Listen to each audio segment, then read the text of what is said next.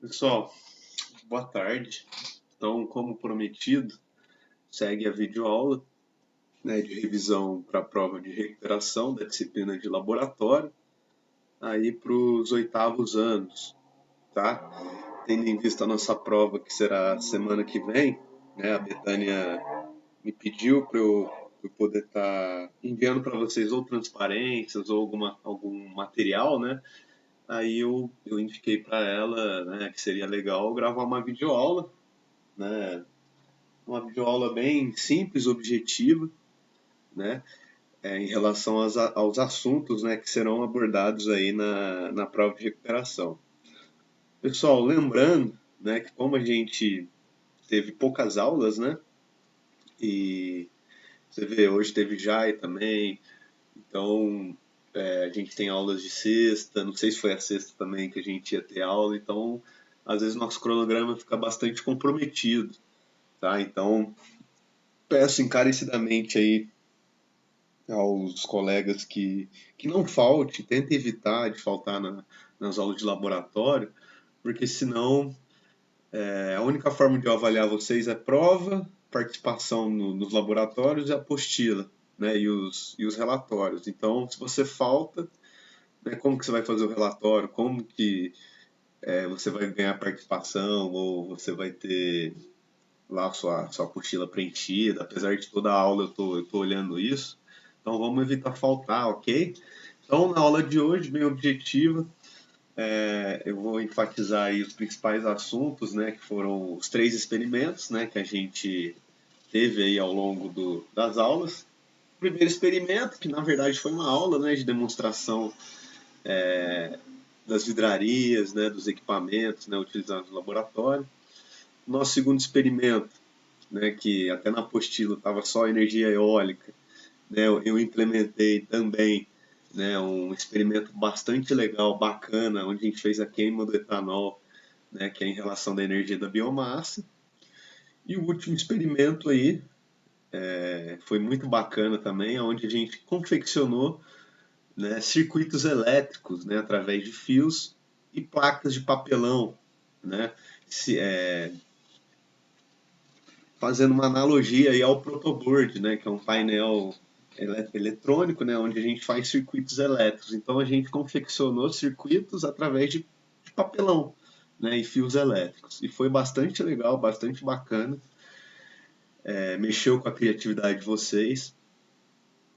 E esses são os principais assuntos que vão cair na prova, tá? Então, vamos lá. Aqui, pessoal, eu até coloquei aqui, não saiu, não sei porquê. Deixa eu ver aqui. Aqui tá. Eu coloquei, né, esse slide com essa figura, né, que o primeiro experimento, pessoal, vamos dizer assim, em relação aí às vidrarias, né, não sei por que não está aparecendo. Então, como é uma aula de demonstração, nessa aula a gente viu a principal importância da utilização das vidrarias, tá? Então, por que a vidraria, por que a gente utiliza vidrarias? Então a gente viu, né, as principais vidrarias, aplicações delas para amostras sólidas, para amostras líquidas. A gente viu os principais equipamentos, a gente viu aquele equipamento que emite chama, que é o bico de Bunsen, a gente viu os equipamentos de pesagem, que são as balanças, né? A gente viu que o laboratório também tem uma estufa, que mais? Reagentes, tá? Então, basicamente, essa aula, né, esse experimento foi da gente para introduzir para vocês o conceito de vidrarias e equipamentos. Porque antes de mais nada, pessoal, antes da gente fazer alguma atividade no laboratório, a gente tem que conhecer as ferramentas que a gente tem no laboratório. Que são, primeiro, as vidrarias, né, os equipamentos, e quando a gente tem já uma certa experiência, uma certa casca, né, quando vocês estiverem lá no ensino médio, né, a gente vai ver também a questão dos reagentes, né, os reagentes químicos, que compõem aí o laboratório de ciências e o laboratório de química, que é o mesmo laboratório que a gente utiliza lá na escola, lá no externato. Nosso laboratório é bastante completo, a gente tem aí a maioria das vidrarias, e aqui eu coloquei um slide que ilustra um pouco das principais vidrarias, né? Algumas delas. A gente tem Becker, né? A gente tem tubo de ensaio, que não aparece aqui, mas aqui ó, a gente tem um Erlenmeyer, que é utilizado para reações ou para armazenar sólido, para líquido. A gente tem um Kitasato, que vocês podem ver que tem uma abertura aqui que é para onde a gente coloca vácuo. A gente tem um balão volumétrico, que ele mede volume, e um funil de decantação. Ah, professor, mas eu tenho que saber todas as vidrarias? Pessoal, não.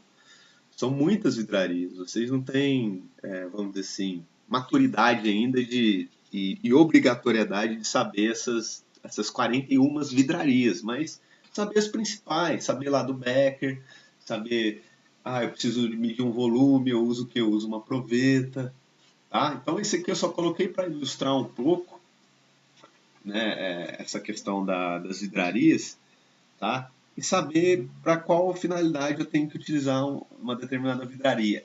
E também saber a importância delas, tá?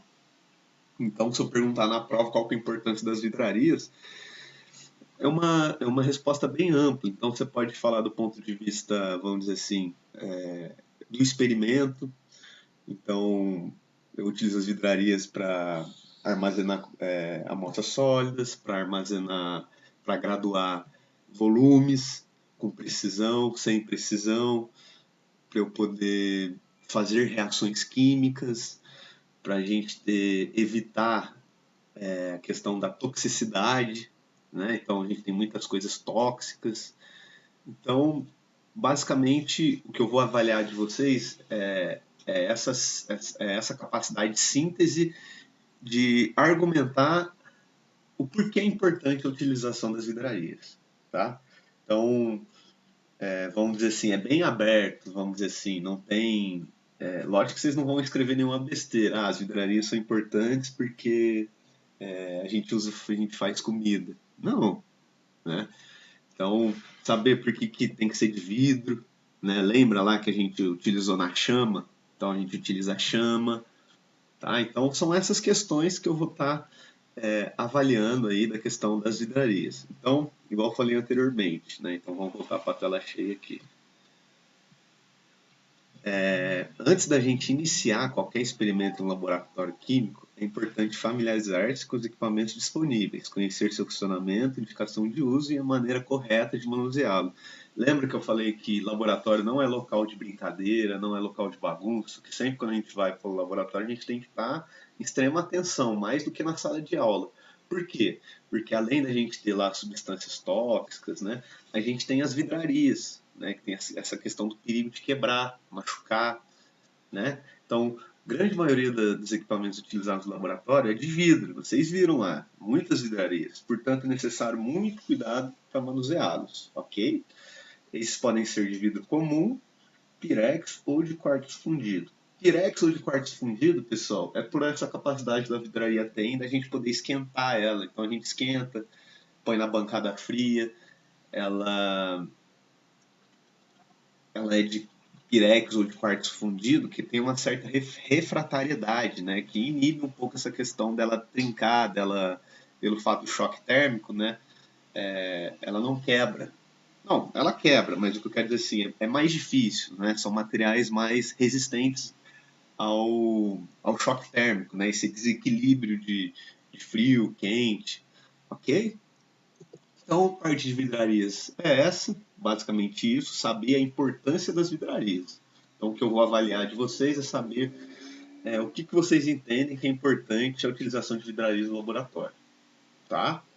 Segundo experimento que a gente fez lá, a usina de biomassa, a gente fez um experimento de biomassa.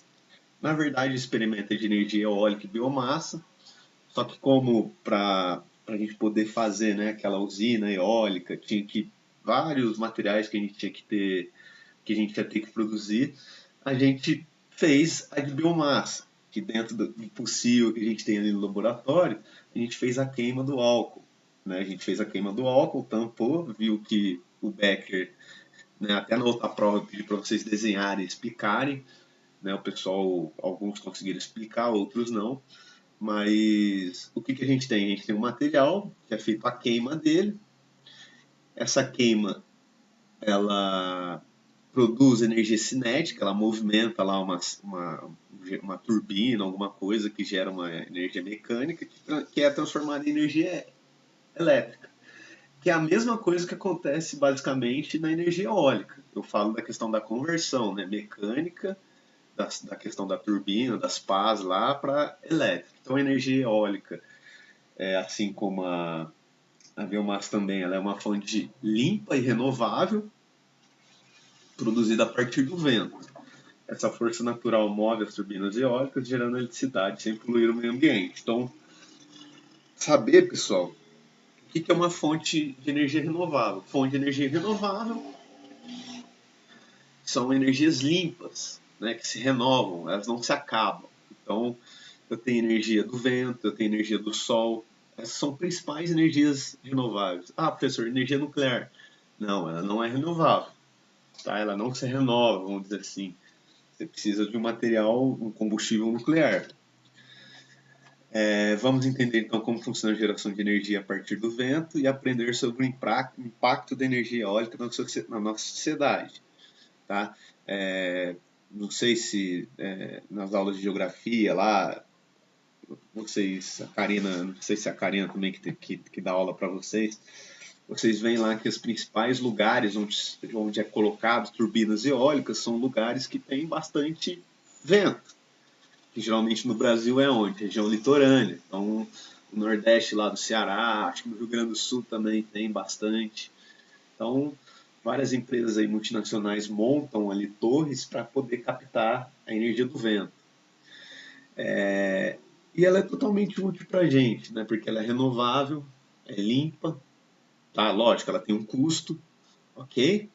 Mas a gente tem que colocar isso tudo na balança para ver se compensa. E as empresas têm mostrado que compensa sim. Os objetivos, então, compreender os princípios básicos da energia eólica e biomassa, explorar como a energia cinética pode ser transformada em energia elétrica. Energia cinética é energia do movimento. Então, se a pá da turbina está movimentando, se o ar quente da queima também da biomassa ela passa e gira alguma coisa, você tem ali uma energia cinética. Então, ela é transformada em energia elétrica. E construir, no caso, aí, a mini usina que a gente fez com Beckers, né?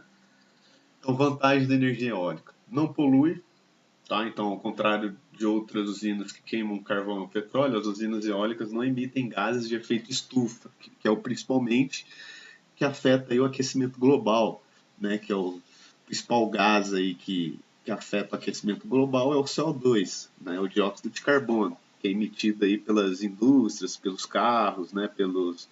Também no reino animal.